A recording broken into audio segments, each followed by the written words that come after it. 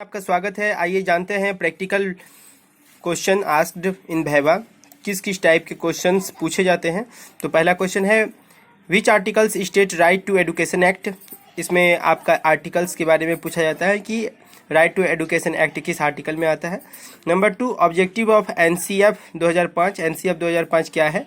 What quality a teacher possessed in teaching learning classroom, कि एक teacher जो है किस तरह से अपने बच्चों को पढ़ाएगा, किस तरह से वह अपना लेक्चर देगा, किस तरह की एक्टिविटी को दिखाएगा। नेक्स्ट क्वेश्चन है question related to your teaching subject. जिस भी सब्जेक्ट को आप पढ़ा रहे हैं उससे रिलेटेड क्वेश्चन पूछेगा। नेक्स्ट क्वेश्चन है कि which topics you explain in your teaching subject. जो भी आप सब्जेक्ट पढ़ा रहे हैं जैसे कि हिंदी है, इंग्लिश है, बायोलॉजी है, उनसे क्वेश्चन रिलेटेड जो भी होगा वो पूछा जाएगा। उसके बाद क्वेश्चन है कि question number 6 question related to lesson plan files. जो भी आपने लेसन फाइल्स बनाया है उससे क्वेश्चन पूछा जाएगा। नेक्स्ट क्वेश्चन है व्हाट इज माइक्रो टीचिंग।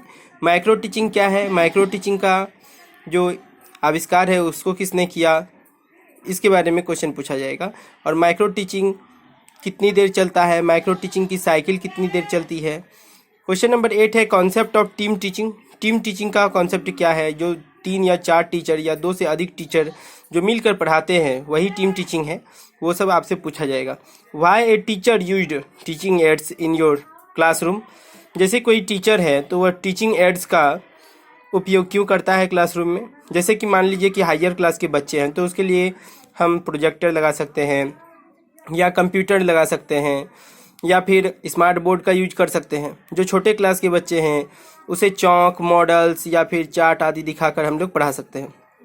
फिर क्वेश्चन कहता है कि कॉन्सेप्ट ऑफ मिड डे मील।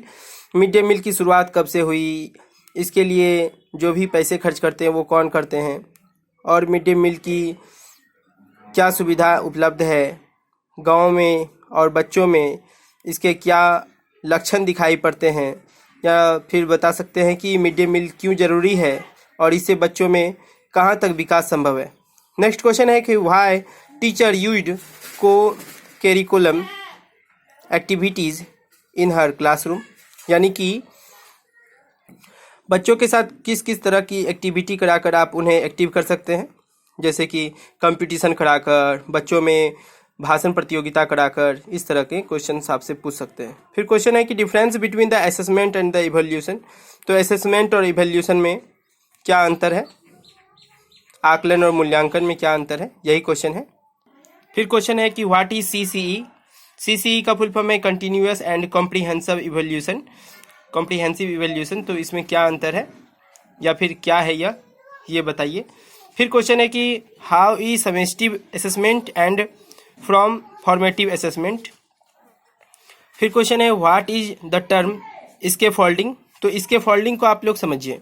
यहाँ पर ये इसको स्कैफोल्डिंग जो दिया है ये वाइगोत्स्की ने दिया था, और इसमें जैसे कि मान लीजिए कि यहाँ पर आपको सेंटर में दिख रहा है, यहाँ पर देखिए, यहाँ पर एक गोलाकार सर्कल है। मान लीजिए कि यहाँ एक बच्चा है और बच्चा का जो पहला क्लास है वो पहला क्लास कर कर आया है घर, ठीक है। तो घर आया है तो उसे जो भी पहला क्लास किया उसने, तो उसे कुछ कुछ समझ में आया, कुछ कुछ समझ में नहीं आया। तो इसे हेल्प करने के लिए कि वो सब्जेक्ट के बारे में अच्छे से नॉलेज अच्छे से गेन करे, तो उसके लिए हम लोग ट्यूशन टीचर लगा देते हैं।